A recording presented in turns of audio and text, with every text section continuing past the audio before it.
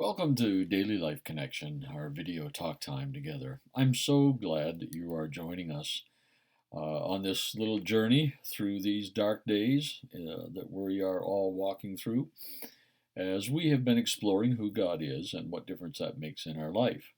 And a couple of days ago, Stephen made the comment that he felt that knowing who Father really is foundational. It's really important, and he's right. I totally believe he's right, and it's got me going down this path as I shared with you yesterday about who God is, and I'm going to continue going down that path today because it has had such a profound effect on my life over these last 10, 15, 20 years that I it's just something I want to keep exploring with us. I hope it's helpful to you as well.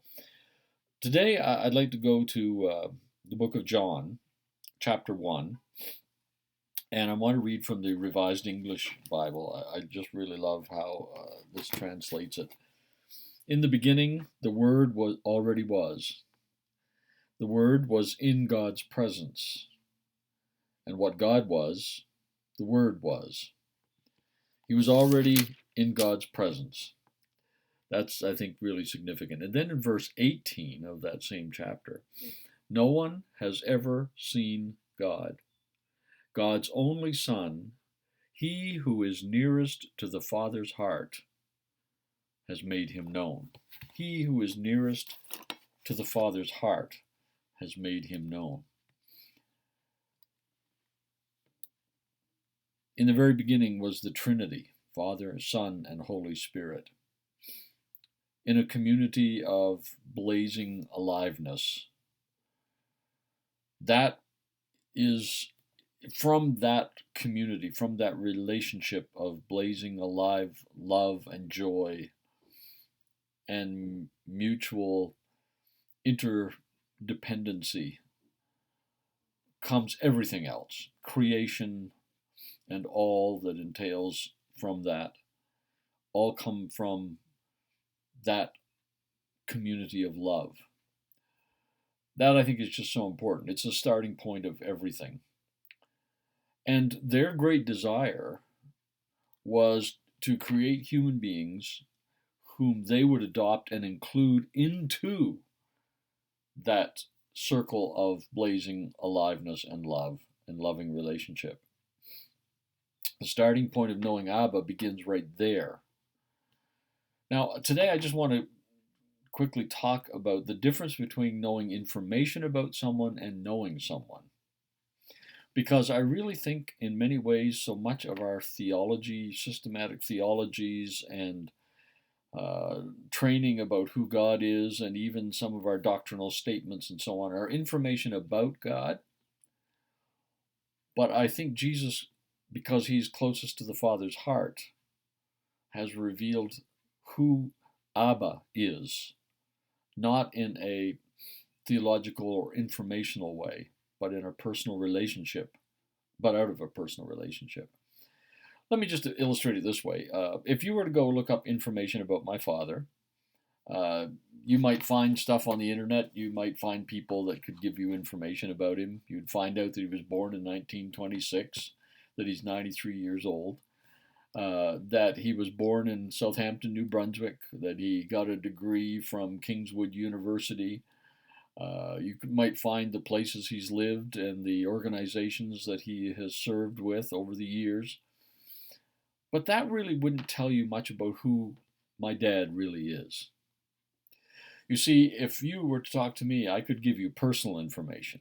I could tell you that he is someone who loves to laugh, loves a good joke, loves to laugh.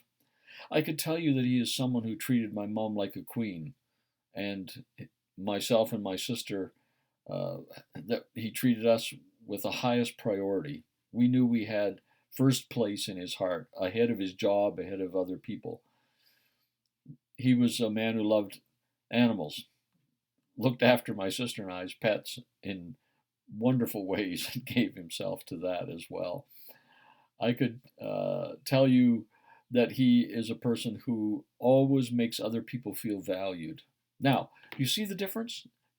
That man you'd like to get to know. far more than the informational man that I gave you first off.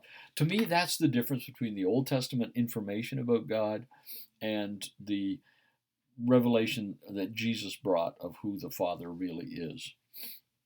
A few people in the Old Testament began to catch the heart of God.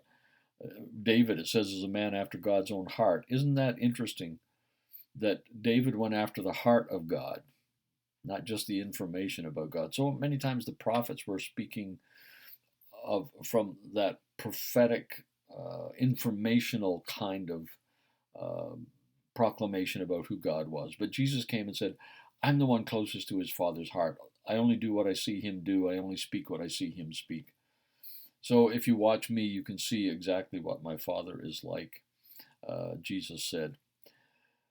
That, I think, is just amazingly important to us. If you really want to know who Abba, God, Father, is, isn't it interesting in the Lord's Prayer that we've talked about? Jesus said, pray, our Father. Jesus was saying, my Father and your Father. It's the same Father. He's our Father together. And as Jesus knows who he is, we come to know who he is. And it transforms everything about how we relate to him, about how we walk with him, our faith in him. It just affects everything about our faith walk. So again, today, I would suggest you do this. Get in the Gospels and see how Jesus relates to people. See what he says about people. And understand that when you're doing that, you're seeing who Father really is. You're seeing God in action, God with skin on, if you will. And then I would encourage you to, again today, pray and regularly pray, Jesus, show me who your Father really is. And I believe, I am totally convinced that the more we come to know this Father, Jesus' Father, our Father, the more we will walk with courage and strength and peace and joy in our daily lives. Well, let's think about that today. God bless you. We'll talk again tomorrow.